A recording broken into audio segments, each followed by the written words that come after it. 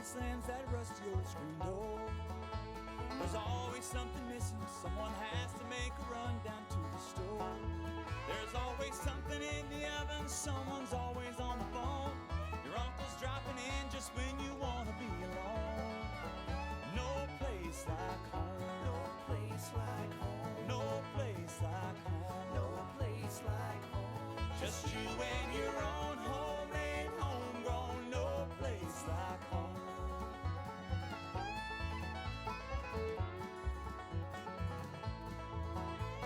Space or mountain in England and Wales. This is incredible. 27,000 acres. Look at that gate.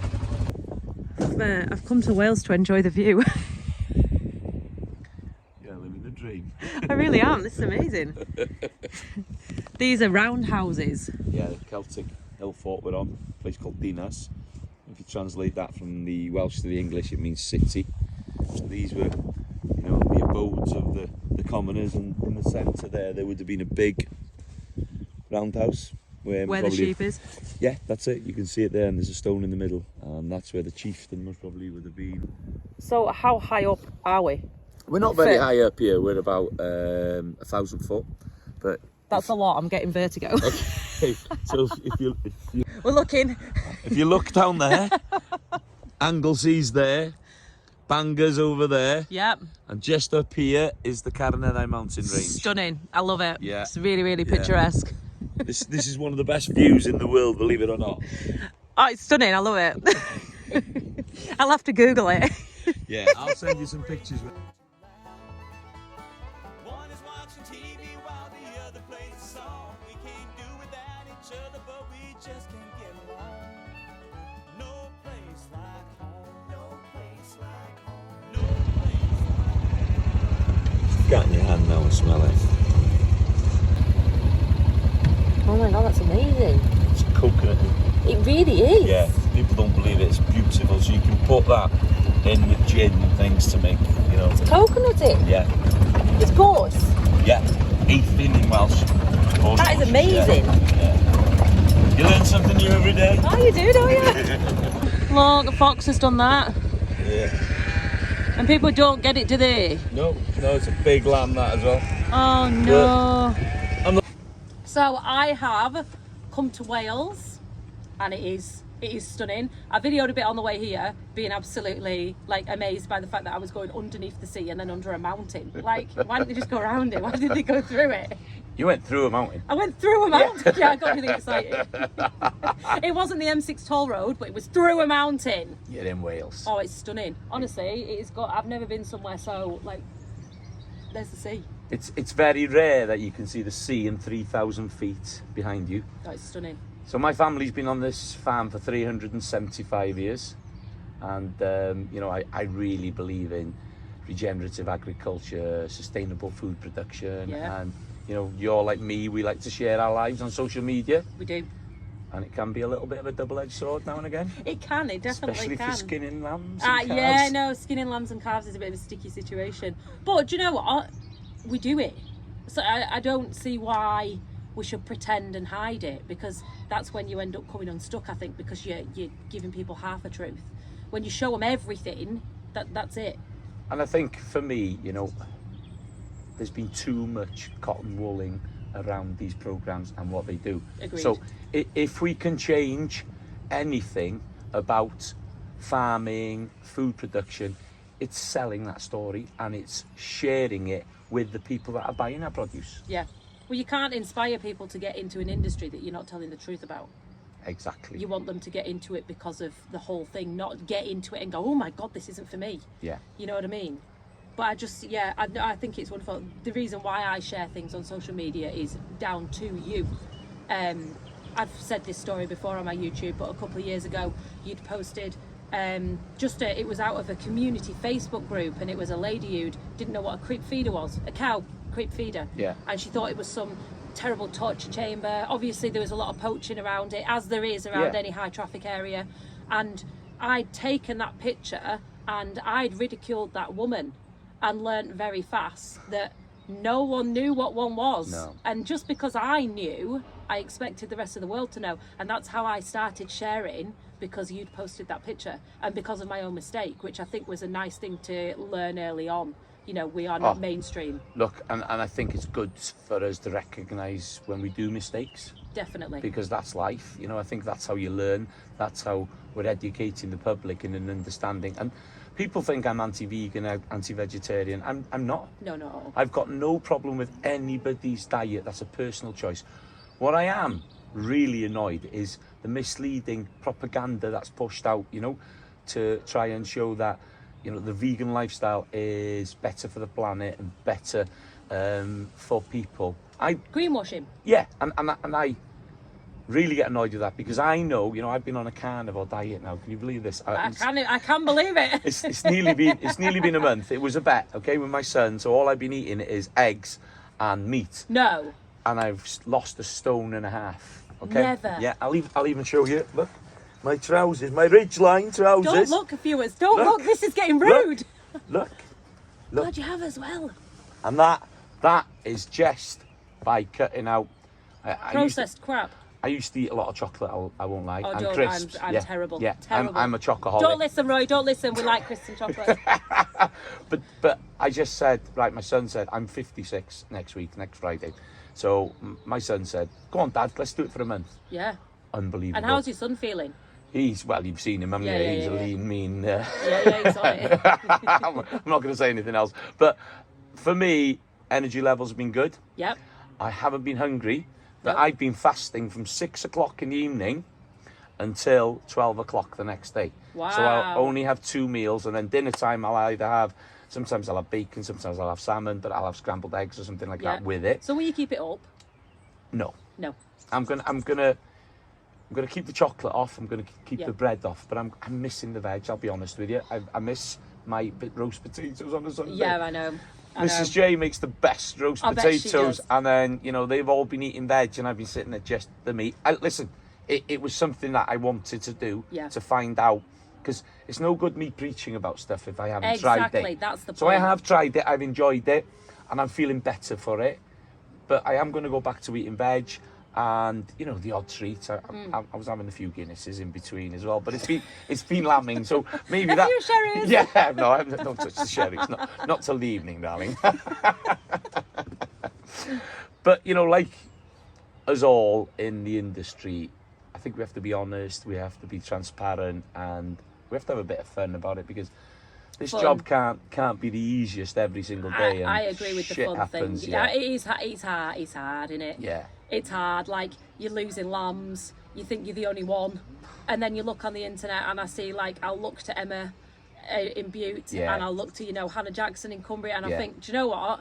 I am not on my own. No. I'm not. There's so many people across the country that are doing exactly the same thing as I am, and I just love being able to relate to someone because you do feel fair isolated at times. Yeah. It is an isolating industry. Yeah. And I think agree. social media really does bring everybody together because historically, unless you were going to, Welsh Show or something or the auction mat, you wouldn't see anyone. No. Especially for like I'm in the middle of Appleby, you know what I Yeah. mean? Really, I am quite close to civilization, but you are very much, up in a mountain. Yeah, and I like it up in the mountain. Yeah, I was going to say, I kind of wish I was up in a mountain as well. There's things, there's sayings in Welsh, and one of the sayings I quite really, really like, because, you know yourself, you have a shit day, things happen, and you want to, recharge the batteries, feel better in yourself. And, we've got to keep our mental and physical strength there. And for me, this place gives me that recharges my back. And we've got a saying in Welsh, lle i'r enaid cael llonydd, a place for the soul to find peace.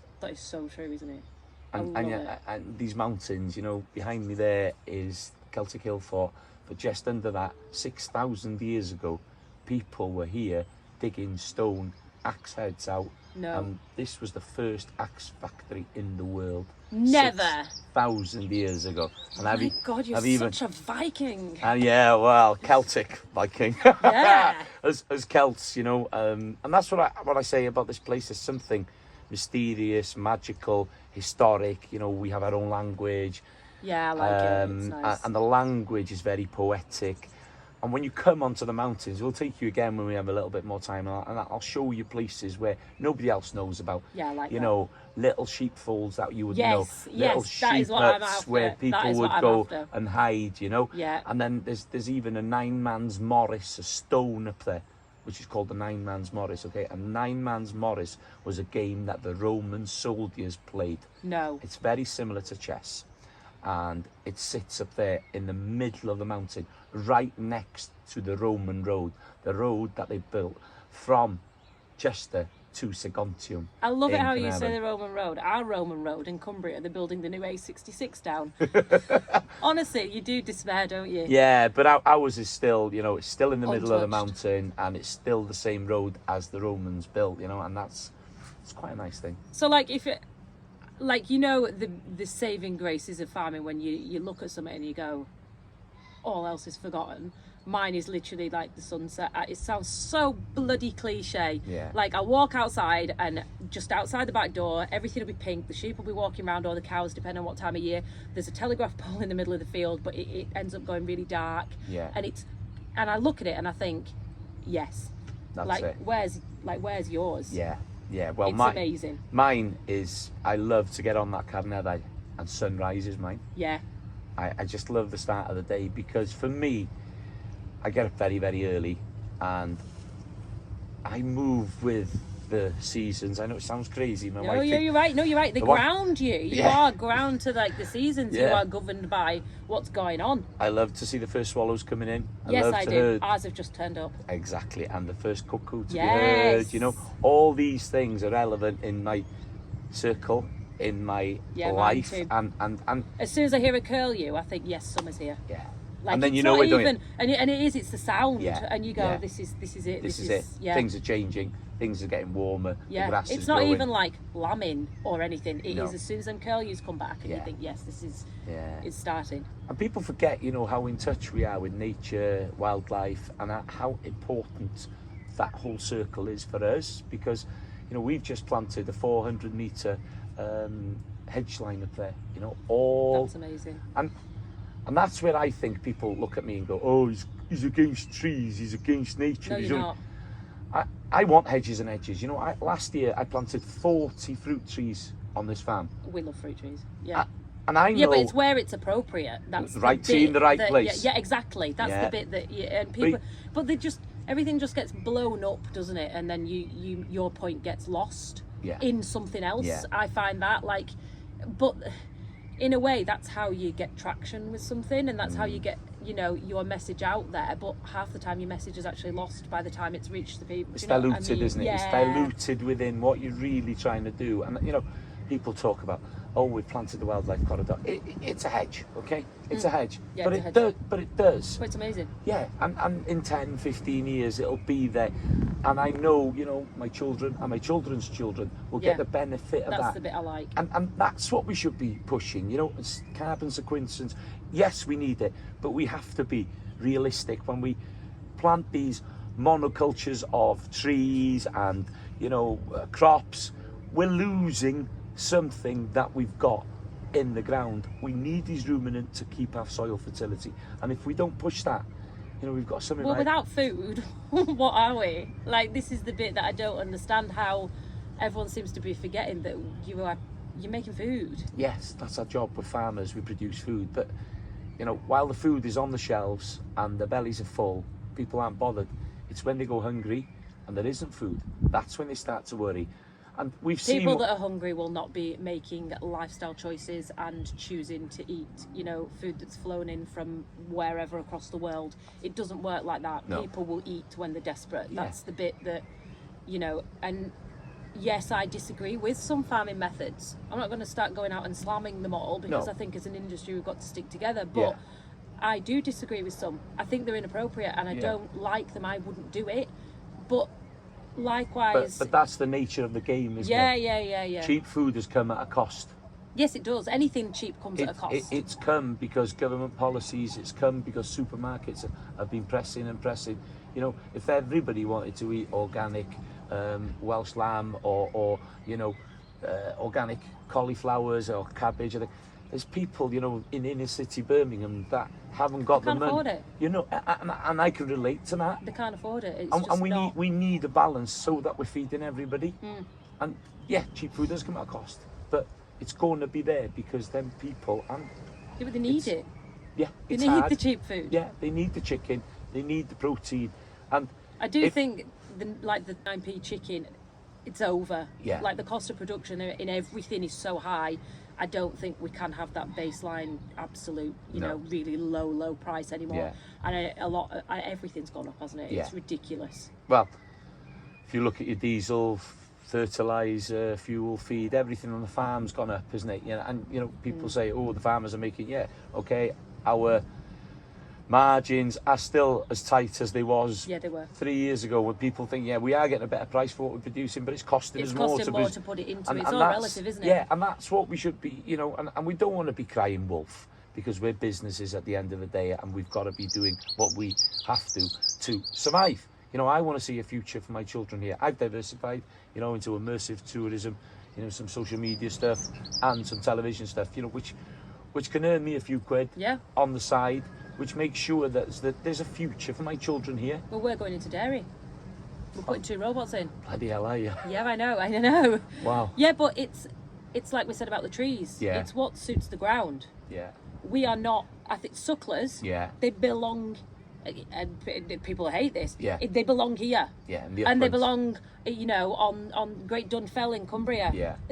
I don't think, we don't have 100-acre allotments. It's not how it works. We are a lowland farm in the middle of the Eden Valley. It's wet. Yeah. It grows grass like hell. Oh my Yeah. God, it's so fruitful. It's amazing. Yeah. It is suited to a small dairy farm. Yeah. And that is what we're going to turn it into. But I support, you know, planting trees in the right area where it's Yeah, of suited. course, Everything yeah. should have its place. Yeah. And I don't know, trying to, you wouldn't be growing wheat up here. It just doesn't work, does it? I don't think Andrew Ward would get his combine No, through the he gate, would would not. he? Hey, you'd have a go. Yeah. Crying. It's so true. It's a good job I'm good at editing that. Joe. No place like home.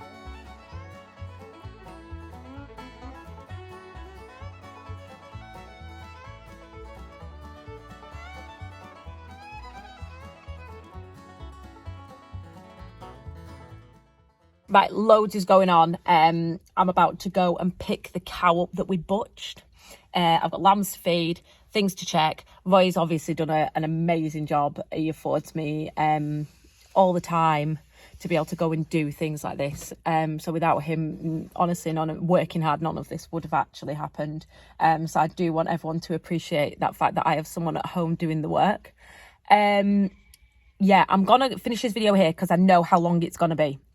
It's going to be a big one because actually me and Gareth talked for 15 minutes. So the video is already long. So I'll leave it here. Tomorrow we pick up the cow that we butched. I've just been to Co-op and bought all of this. If you enjoyed it, thank you for watching. I'm on a high. I'm buzzing. Yeah, I'll see you tomorrow.